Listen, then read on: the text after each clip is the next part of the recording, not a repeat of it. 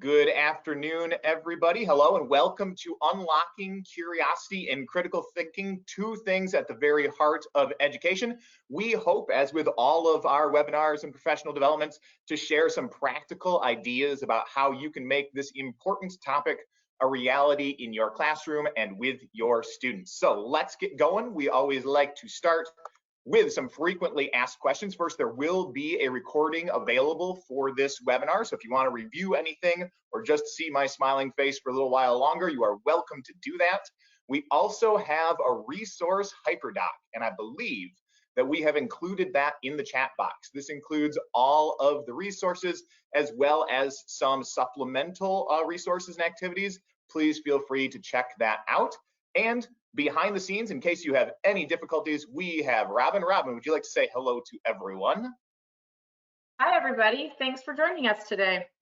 She did want to say hello to everyone. All right, so now that we have asked or answered some questions that we get from you, I'd like to ask you a question by opening up our very first poll. Curious, who is here today? What students do you work with? Elementary, middle school, high school, admin, other? Who is it who you work with? Go ahead and answer that in the next couple of seconds. And Robin, when it looks like we have a good percentage answering, if you could close that out and tell us who we have with us today. Absolutely. So we're at 47% upper elementary, 37% middle school, 21% for lower L and high school, and 11% admin or other. Wonderful, wonderful. And all the ideas today, we hope that they are broad in terms of spanning lots of different age groups. Some will be a little more geared toward the older students, some a little toward the younger students. You can pick and choose, decide which ones you think are going to be relevant and useful for you and for your students. Speaking of useful, we would love to invite you to Science on the Grand coming up in July of this year. We'd love to bring you to Grand Rapids and give you a grand experience. If you want to join that, we do have an opportunity to win a trip at the end of the webinar today, or to win registration at the end of the webinar today. Otherwise, you can look up Science on the Grand, and if you use the code webinar, you can save almost 11%, just 1% short of that on your registration. We would absolutely love to see you in person. Now, let's get to the heart of the matter. The agenda today includes starting off with the why. We want to explore the power of inquiry instruction, which is a way of teaching which integrates curiosity and critical thinking to help students to learn more powerfully and more deeply. And the way that we're going to do that is through the how. We've broken this down into 4 different essential ingredients of inquiry. Simple, practical things that you can do in order to infuse inquiry more deeply into your instruction. So, without further ado, let's dive into it.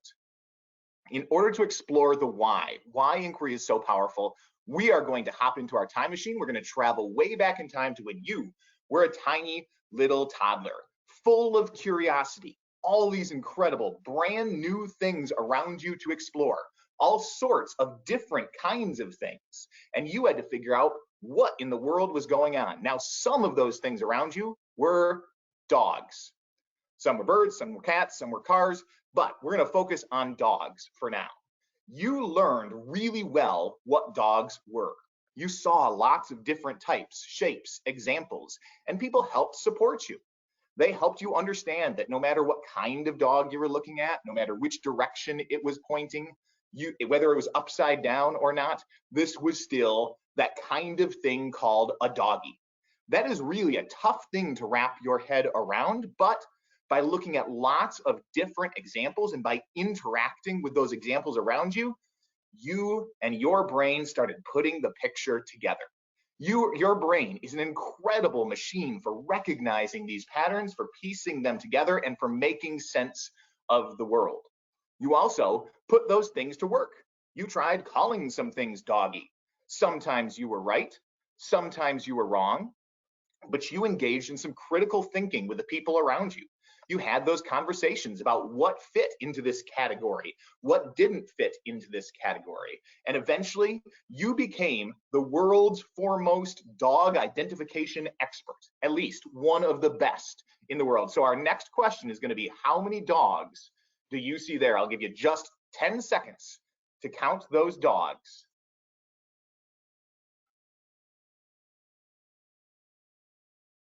And then I just want you to tell me, how many do you think that there are? Do you think there's 6 or fewer? Did you count between 7 and 11? Or did you count 12 or more? Robin will give them just a couple of seconds to continue to answer that question. If you need to see it again, there they are. All right, closing it out. All right, what do people have to say?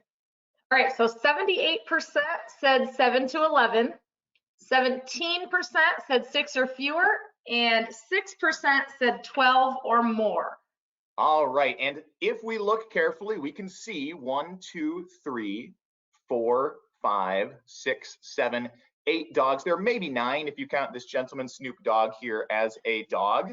And the key here is that ChatGPT, this incredible artificial intelligence system, this thing that's shaking up the world, it only was able to identify 5 dogs there. So as people, human brains are still really good, even relative to the best artificial intelligence we have, at doing things like this. The things that we learned with that simple technique of seeing examples in the world, thinking about what fit into those categories and what didn't, that sort of inquiry instruction that taught us what dogs are, we can leverage that in the classroom. See, we are really good as people at being curious, experiencing the world around us for good or for ill, critically thinking about those experiences and then making sense of the world. And the best teachers put that to practice in the classroom. You can learn this way. You can learn with rigid definitions and necessary and sufficient conditions and figuring out all of this different hierarchical rule structure, but that's not the kind of way that we are meant to learn. That makes little toddler version of our brain really sad. Instead, we can make a transition from some of this rigid kind of hierarchical thinking into a richer, more experiential way of learning. How in the world can we do that? Well, if we want to take advantage of that, really use that curiosity, that creativity, that critical thinking in order to make our classrooms more powerful and help students learn more deeply, we've got 4 simple shifts that you can use to make that happen in your classroom. We're going to talk about each of those 4 things one at a time, and you are going to discover what text I had blurred out right there. So let's start with the first one. That question mark symbolizes something really important for inquiry instruction, and that is we want to get away from the supposed tos. We want to get away from this idea that the teacher is supposed to tell kids how they're supposed to do it. And instead, we want to encourage our students to be thinkers and problem solvers. If we just stand up there and say, this is the way to do it, they don't have to figure things out.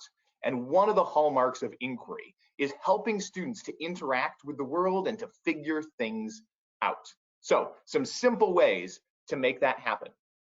First one, mystery targets. I love this one. If you've got to have learning targets on your wall, sometimes that can work against inquiry learning by sapping the curiosity.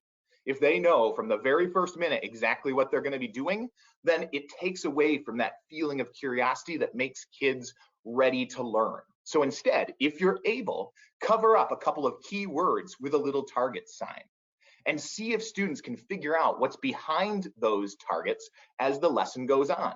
This helps kids engage with those learning targets to a much greater degree, and it preserves that element of curiosity.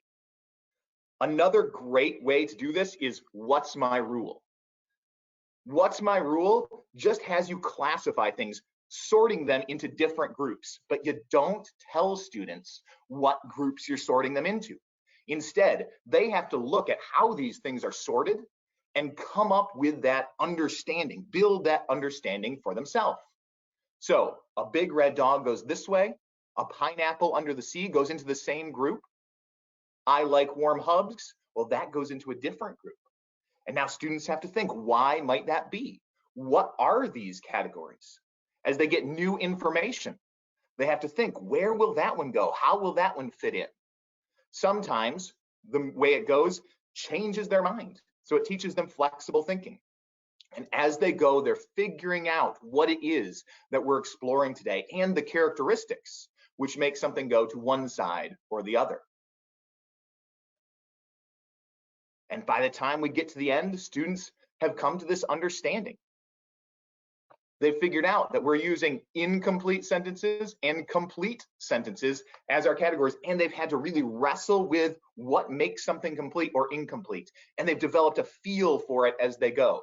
I hope you can see the connection between that strategy and that way of learning what a dog is. You're learning what it is by seeing lots of examples in action, by thinking about those and seeing how your ideas work out there in the world. So I love What's My Rule? I love mystery graph. You can graph a phenomenon that you're studying, and then you can take away some of that contextual information, some of those labels. You can let students piece together what this might be and build their understanding of this phenomenon as they go. So in this case, hopefully you're looking at that and thinking, well, what do I think that is a graph of? What could it be? I'm curious. When we're curious, our minds are receptive to learning. And so as you gradually reveal more of the information, students are thinking flexibly and they're getting pulled into this activity. What could it be? In December of 22, it was $4.25. In fact, this is the monthly average price of a dozen eggs. By taking away some of that information, we force students to really pull into the content and to wrestle with that in a really engaged fashion. I love this new ability that I have also to put artificial intelligence to use in creative ways in the classroom. We do a lot of professional development on this topic right now. How can we use some of these AI tools? And Detective Tales is a great one. I am now having ChatGPT generate stories where the content that we're studying is the key to cracking a case. And so if we are learning some science about the expansion and contraction of metals, we've got a case of the copper coin. And as students read through this, if they understand the science behind it, they can figure out who the culprit is. All I had to do was identify the content that I was learning and ask it to generate that detective tale. There were a couple little things I didn't like at first, and I asked it to tweak them, bring that reading level more to the level of my students, for example. But eventually I had this narrative that really pulled students in and forced them to apply their understanding of the content we were learning in order to solve that case. I love detective tales. And super powerful, super flexible strategy, persuasion contagion. Here we're having our students figure out what an answer is by discussing and constructing their understandings together. You can use this strategy anytime you've got a difference of opinion about what the right answer is, and there is an actual right answer. Here's how you do it. Just collect all of the different answers that it might be, and then have students vote.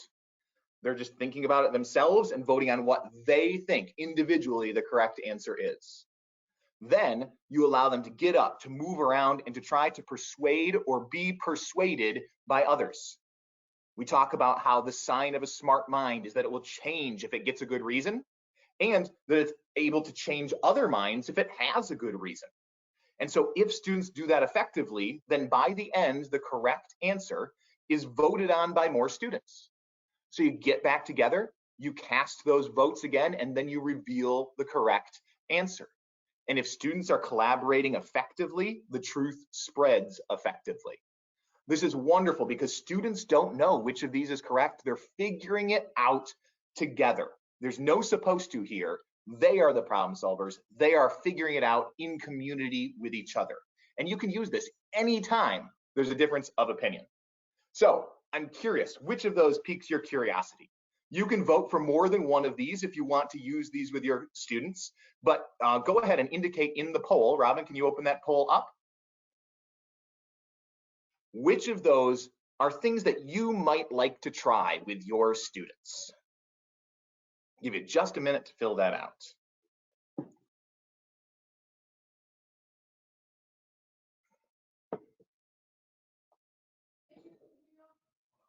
All right, Robin, give them just a couple more seconds to indicate what they're going to find useful, which ones they're interested in maybe trying with their students, and then close that thing out and tell us what we see. Yeah, so it looks like we have 44% who chose mystery targets, 36% what's my rule, 20% mystery graphs, 44% detective tales, and 24% persuasion contagion. Outstanding. Glad that we have some people who are interested in, in each of those strategies. Try them out and let me know what you think. All right, so the first essential element of inquiry is letting students figure things out, letting them be able to use their critical thinking to figure out how they can solve something. The second essential element of inquiry is all about choice.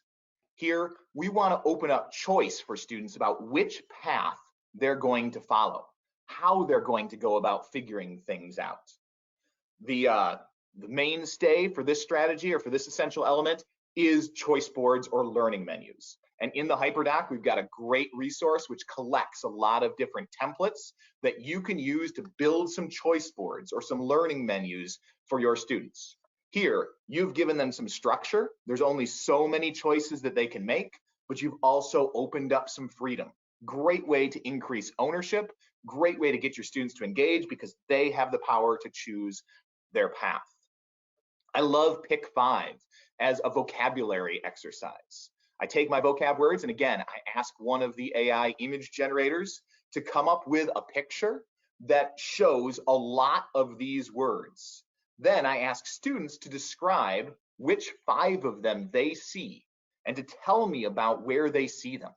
Again, you're giving students choice here, but you're really getting them to wrestle with these ideas and to think about which ones are best shown in the picture. Great way to learn some vocabulary. I love choose your own adventure. I love to write stories or have AI write stories about the content. So in history class, we might be studying a historical character who made a decision. And we can tell that story in a compelling way and then let students describe how they would have done it before we reveal how the historical character would have done it. We can do this in literature. You can go and explore a fictional story and describe what you would have done or how you would have finished it. You can do this in science class. Here's an example about Edward Jenner, who came up with the first idea of vaccination and who did that in a way that was a little bit sketchy, according to our perception of medical ethics, experimenting on his gardener's young son. So we can tell that story and talk about his motivation, and then we can ask students what they would have done, giving them the choice, the way to describe how they would have approached that situation. I love hyperdocs and scavenger hunts. A hyperdoc is just a collection of different resources that you want to open up to students to explore. So instead of letting them have free reign for research, you've picked just a couple of articles or a couple of websites for them to dive into. And then they can choose how to go about exploring those in order to, say, solve a scavenger hunt. We can put things together either in a close-ended fashion, how many spots does a cheetah have, or what's the most fascinating thing that you learned? What additional questions can you find, things that make you wonder? You can do that in a close-ended or open-ended way, but those hyperdocs, those scavenger hunts feel to students very exploration-oriented. They're just diving in, they're looking around, they're seeing what they can discover. And on assessments, I love finishing with this question. What else do you know about this topic that wasn't on the test? So if students studied something really hard and I didn't have it on that test, now they've got a way to express it. And also, because they know that this is going to be on the end of their assessment, they want to do some independent research to learn some extra stuff about this topic. They have that freedom to choose what else they want to explore, what else they want to learn. This simple question at the end of an assessment really does a great job of opening up the idea that this is a great, big, wonderful world full of lots of interesting things to explore. Simple shift, but a powerful one. So those are some strategies that can help students choose their own learning pathways. Let's open that poll up and let's see which ones resonate with you. Pick all of the ones that apply. You can certainly pick more than one. So Robin, or it sounded like maybe Heather, our backup Robin there, has opened the polls up. Give you just a minute to indicate which of those you think might be useful. Again, you can pick all of the ones that apply.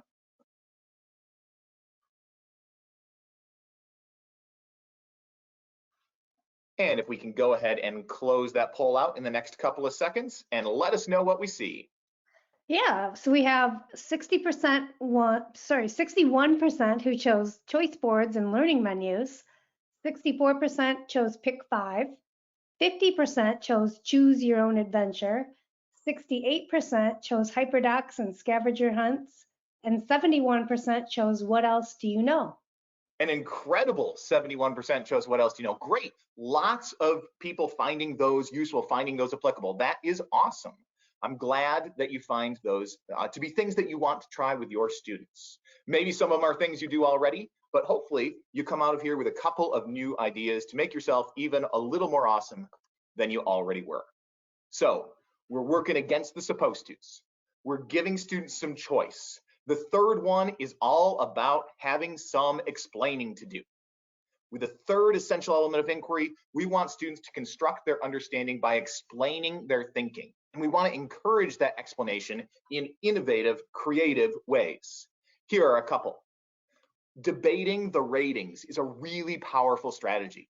If you can show students a couple of different examples of the thing that you're studying or the thing that you want them eventually to do, then you can have them look at those examples and figure out which ones are better and worse and why. So here we're studying main idea or summary. And we're going to have students rank those summaries from best to worst. And then we're going to have them discuss and debate the way that they had them rated. I find this really powerfully opens up conversation and discussion. Once students have those ratings in, they're really keen to discuss which one is better and why. And as they do that, they're really discussing the concepts in a deep, deep fashion. You can do this in a star rating kind of fashion. How many stars did you give each one and why? Really powerful, flexible activity.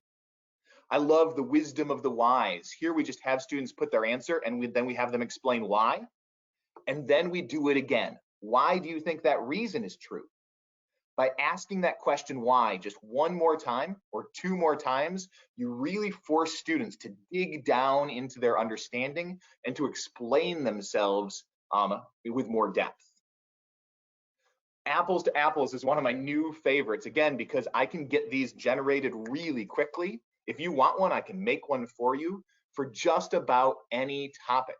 So if we're studying the rock cycle, I've now started to play a game like apples to apples with students to help them learn it. So we generate a lot of cards which have to do with the rock cycle, and then a lot of adjectives that could be used to describe those cards. Students get a group of adjective cards. They get 6, 7, 8 adjective cards, and then a judge plays one of these cards.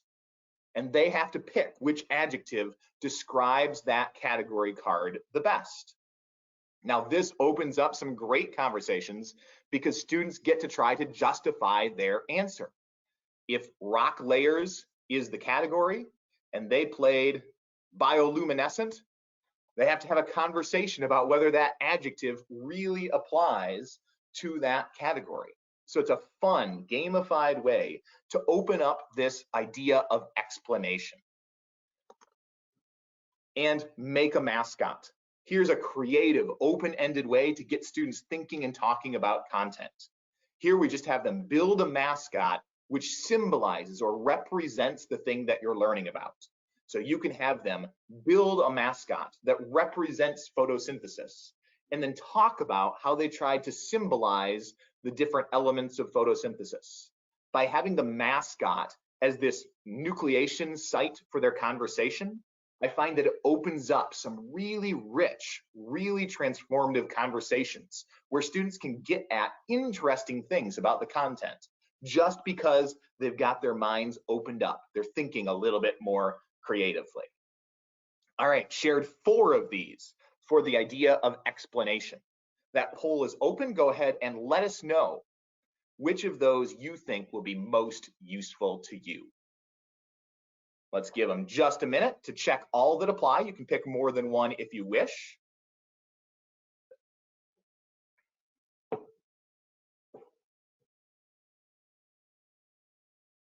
And whenever you're ready, we can close that out and reveal our answers. Yeah, so 45% chose debating the ratings, 48% chose wisdom of the wise, 72% chose apples to apples, and 31% chose make a mascot. Marvelous. And if you need any help with any of those, please feel free to let me know. We have come to the part of our show where we are down to the very final essential element of inquiry, and this one is all about cognitive load, shifting the thinking to our students. We want to shift that thinking to our students as much as possible and no farther. So how can we do that? Well, I love having students build their own anchor charts. So for one of those rating activities where they were evaluating the descriptive writing, you could have them generate why they rate things highly. What is it that makes one of these examples good? They're building that understanding and they're coming up with that chart. Build your own worksheet. Instead of me giving them a worksheet, ask them to ask the questions, to come up with the questions that will help deepen their understanding. And rank them from easiest to hardest so that I can see which things they're finding are simple and which they're finding to be more complex. Teach the Future involves having them build or record a lesson that you could use for next year's class. This forces them to think deeply about how to explain their thinking, and it gives you something that you might be able to use to help students of the future. And Jigsaw, where students become experts in a topic and then regroup with students who are experts in other topics to teach each other and give a more well-rounded perspective on this issue or content area. And last but not least, I love this. If you are asking this question a lot, then you are doing this essential element of inquiry. If they ask you a question and you say, that is an awesome question, what do you think?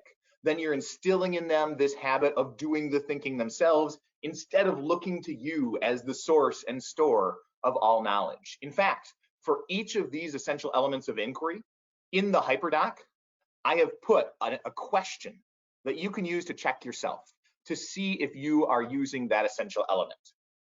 So if you are asking things like, how might we go about solving this? How else might we do this? Why? And what do you think? If you're asking those questions a lot, then you are an inquiry-oriented instructor. And the more we can ask those questions, the more we can infuse inquiry into our classrooms. So last poll of the day, let's pull that thing up and see which ones you thought might be useful for you and for your students. Poll is open. Check all of the ones that you might like to use with your students. I know we're going through this quickly. I'd love to connect with your school to do some professional development and explore all of these in more detail. It can really be a powerful way to help a staff shift their instruction to unlock curiosity and critical thinking for their kids. All right, let's go ahead and close that poll out. I know we're running a little short on time. Let's see what we've got. Yeah, so we have 46% with DIY anchor chart, 63% with build your own worksheet, 33% teach the future, 42% jigsaw, and 67% good question. What do you think? Marvelous. And again, if you need any support implementing those, please let me know. And if you want to take a deeper dive into any of this, if this has piqued your curiosity, if you like these practical strategies, talk to your administrator. Let them know we'd love to connect with your school and to help serve the incredible teachers who are making a difference in the lives and the learning of kids. Now, at the end, we are going to close this thing down. And if you fill out a little survey, let us know what you think. You'll be entered for a chance to win free registration for our next Science on the Grand. Even if you don't win, code webinar saves 11%. That brings us to the end of the day. I know it's too short of a time to explore this incredible, rich idea, but I hope that you were able to take a couple of things and use them to become, again, just a little bit more awesome than you already are. thank you so much for your time today, and thank you for everything that you do to improve the lives of your students. It matters.